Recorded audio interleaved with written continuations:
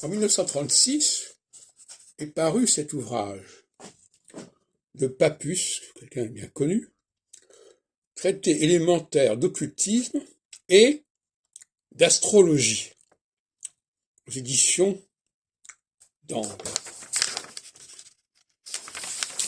Et cette année 1936 paraissait également, 1936-1935, le manuel d'astrologie de Maurice Privat, l'astrologie scientifique à la portée de tous, édition Grasset.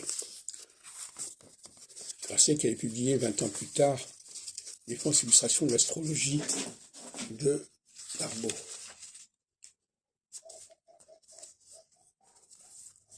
Alors, quelle est la différence entre les deux ouvrages? La différence est la suivante, c'est que celui de Maurice Privat est bien connu.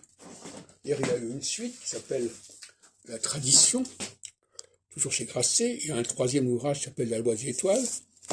Alors que celui de Papus, auteur éminemment connu, lui, est complètement sorti des radars.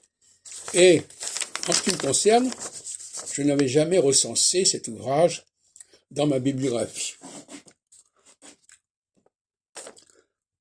D'ailleurs, c'est un ouvrage assez introuvable, puisque c'est la seule édition, celle de 1936, qui comporte une partie de plus de 100 pages sur l'astrologie. Parce que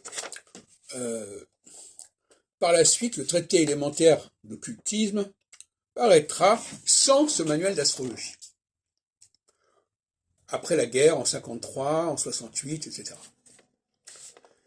Mais la confusion est encore plus grande parce que il existe un autre ouvrage de Papus qui s'appelle le traité élémentaire de sciences occultes et qui n'est pas du tout le même ouvrage et qui est paru vers 1900.